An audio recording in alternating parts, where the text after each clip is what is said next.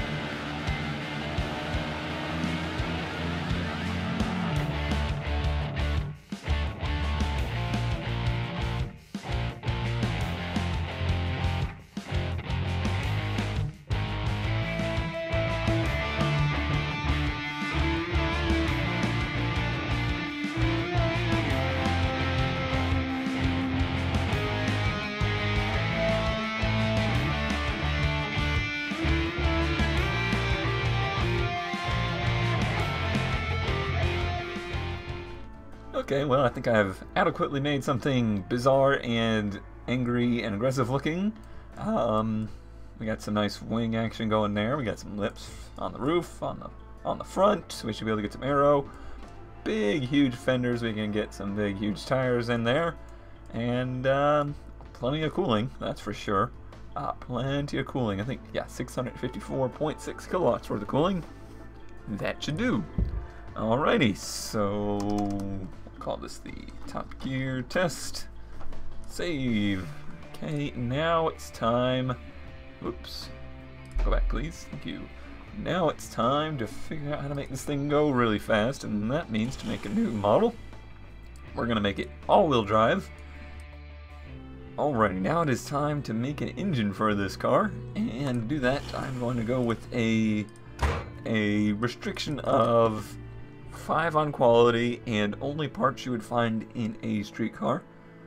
So nothing massively crazy. I'm gonna go for a flat plane V8. I like to be an NA build. I'm okay with all of that.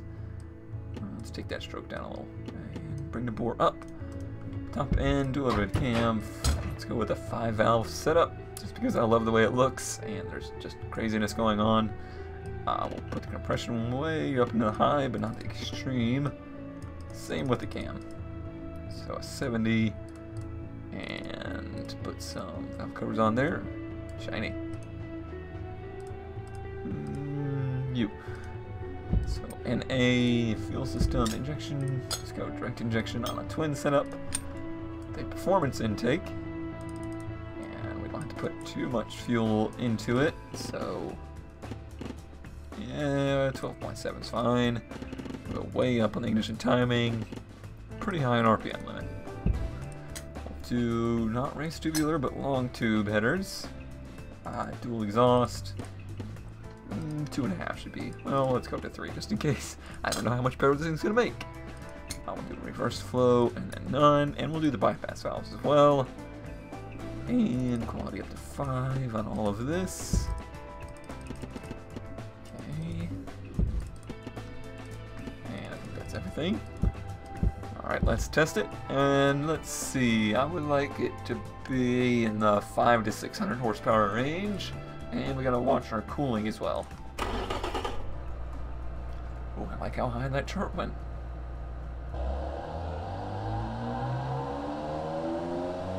Boy, that flat plane has such an exotic sound to it.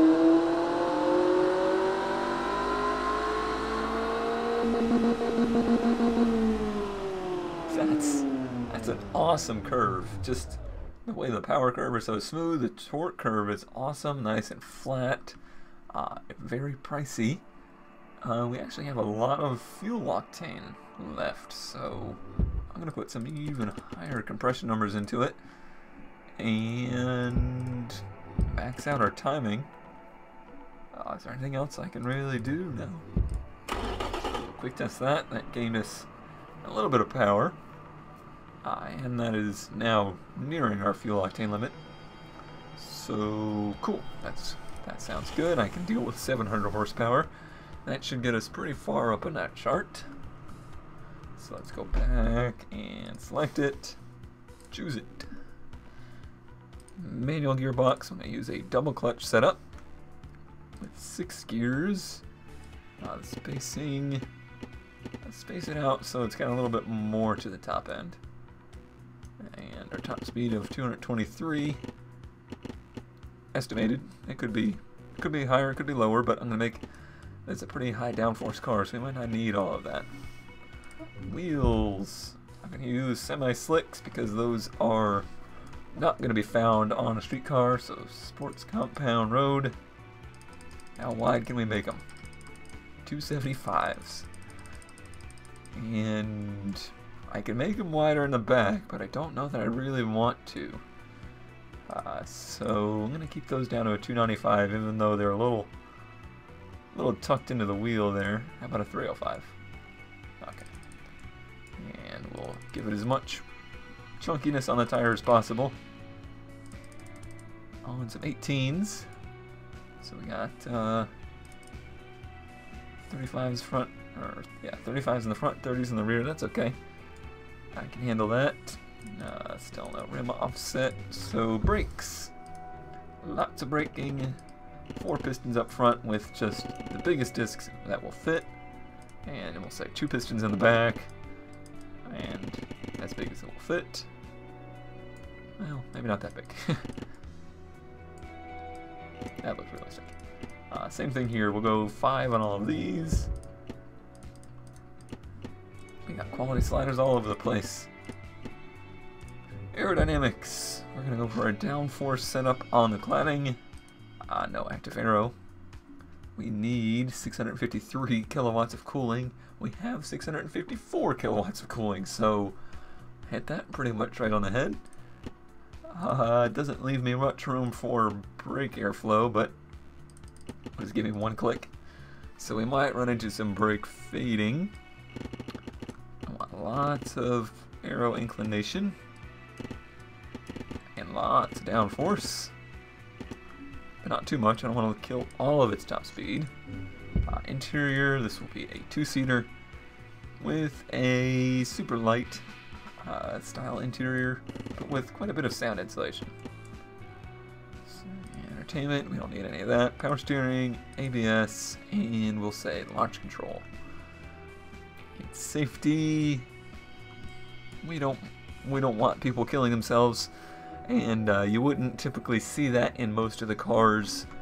The super expensive exotic cars, they do put a lot of safety in those cars, so we'll say premium on that.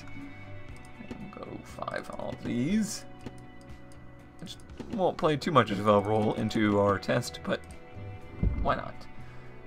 5 on the suspension as well. I'm gonna do, oops, wrong way.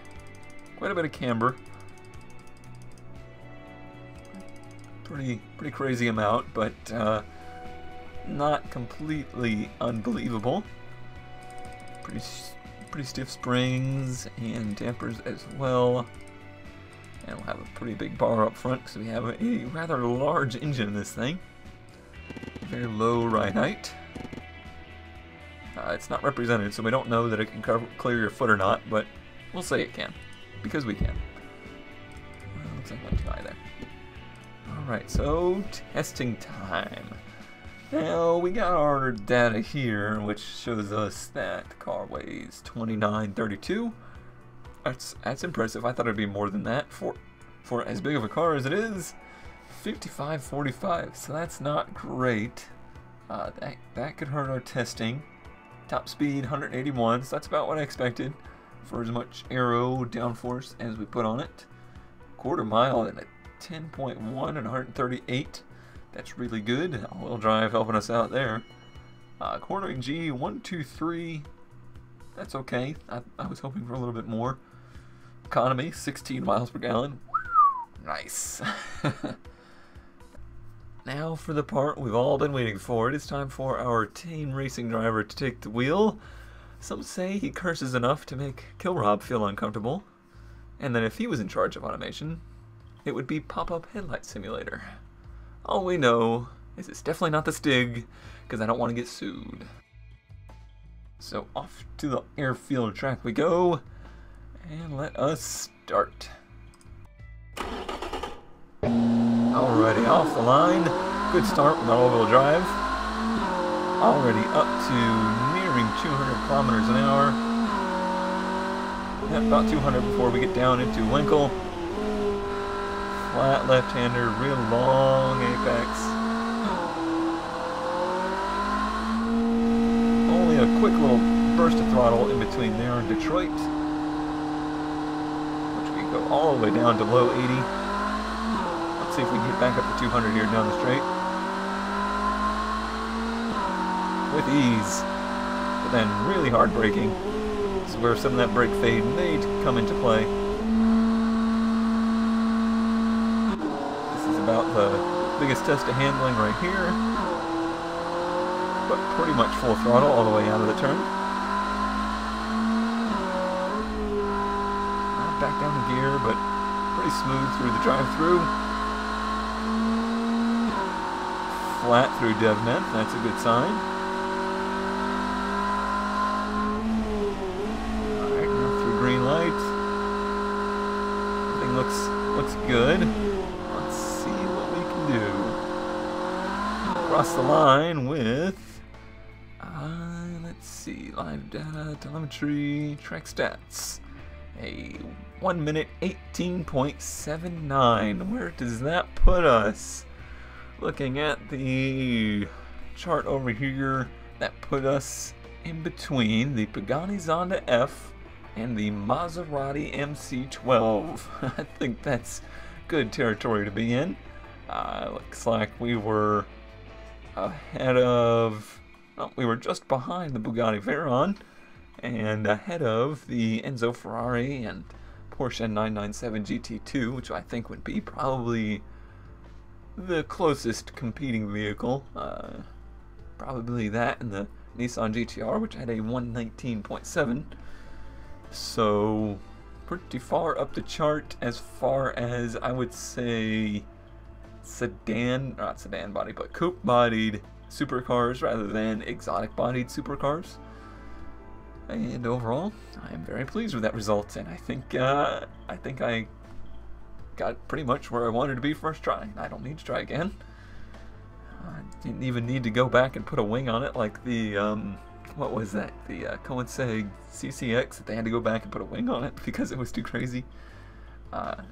They being us. Of course, we're not referring to Top Gear here at all. That is totally not what we're going after. But now that that fun's out of the way, let's look at some of the actual data here. Yaw is very understeery, but in a very controllable way. It doesn't, looks like it kind of straddles the line for a while and then slowly starts to push, and then it'll just completely lose grip. So that's a very good sign. Alright, now one thing that I neglected to look at last episode, and partially just because I wanted you to kind of experience it on your own, is that beyond the new test track setup, there is also this little button here called Detail Stats. Also note that you may notice some of these stats are different than you just saw minutes ago, and that is because off camera I decided to do a little fiddling with this car just to see if we could squeak any more out of it, and I didn't really make a whole lot of progress. Just limited by what the car body can really handle, so not too much more to squeak out of it. But let's look at the detail stats, and you'll see some categories here. Now, this is the technical part of the tycoon element of the game, so that's something we haven't really seen yet.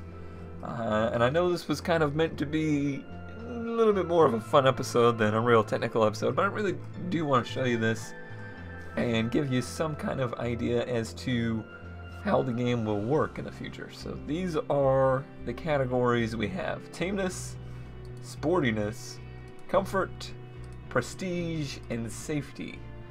And all of these categories add up to a total score, quote unquote, for the car, and that is how the game will decide how well your car performed. And that helps as far as, you know, the tycoon elements, because obviously you need to make a car that has certain qualities for your company to grow, and this is how it's determining that. So let's look at, this car is meant to have a lot of prestige and a lot of sportiness, and if you look there, we got a 74.9 and a 63.8. Good. Comfort, this car is not meant to have a lot of comfort. And what do you know, it's a 20.3. So let's look at these middle three, and that'll give us a pretty good idea. Now the sportiness, the main three factors that are up top here, the base values, are circle test, which has got a 19.2 on, the 0 to 100 time, a 15.4, and the braking distance, which got a 15. So those are all good values. You can see a lot of grip, obviously, with a 19.2 on that circle test. And then down here you have some other factors. So the top speed, we got a 7% buff on that because it has a high top speed, but a negative 2.1 because it didn't have a whole lot of driving assists, which is going to hurt your performance.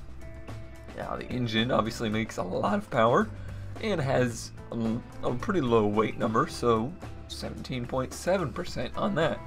And all through here, all the different aspects of the car that pertain to sportiness. Let's see if any other ones really stick out. Brake fade actually is only a 5, or a 5 positive, not a negative. I was worried about that since we didn't have a whole lot of brake cooling. I did go back and add a little bit, but not a whole lot. And chassis stiffness, I'm being carbon fiber all the way around. Good for chassis stiffness. But let's look at comfort.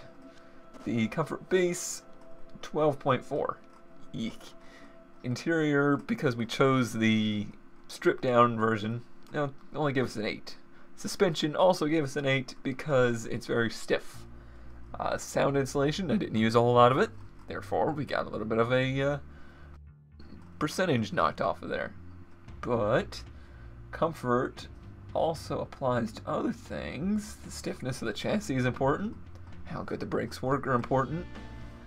Torque actually seems to play in a role, so a very torquey engine apparently makes it more comfortable to drive, I guess is how I would read that. So you get that a little bit as well. Prestige. Cylinders. Doesn't say we have 12 cylinders, so God, I can't wait till we have 12 cylinders. But a V8 engine has more prestige than, say, a 4 or a turbo 4 even. The capacity, it's a pretty large engine, so that gave us a good 9.0, and the footprint of the car, a 12.9 on that. But you also have things like the engine has a base factor of, or sorry, not a base factor, but a prestige factor of 17%. And let's see, is there anything that has a negative on here? Just the entertainment. So not a whole lot of prestigious entertainment values. You know, there's no DVD screens in the headrests or anything like that because, well, nobody sits in the back, so I would need one. But you know, it's kind of a stripped down car, so you lose some prestige value in that. But obviously, we're making it up in raw power. So that is kind of how that plays out, and that gave me, when I saw this, really gave me a great idea as to how the whole grand scheme of the game is going to work. So this is pretty fascinating stuff for me to look at, to be honest. It's very technical, so this kind of raw, putting the data right out there in front of you, I assume this will kind of be a little bit simplified as the game progresses. I would foresee maybe these values just being on a red to green scale or something like that. Just something you could look at a glance and say, oh, okay, well, this car is not very tame, or this car is not very safe, blah, blah, blah. So that's the only thing I would say to look for in the future, is maybe a little bit more simplification in this area. Alrighty, well, I hope you enjoyed this fun little experiment, little challenge that I set up. I thought it'd be just something interesting to pass the time till we get the full update out. So stay tuned. I'm sure that they are now hard at work on trying to get all the bugs worked out. I know I've run into a couple today just trying to get this episode done. And once that is done, we'll start working on our regular Let's Play once again. But as always, thanks for watching, and I'll see you next time.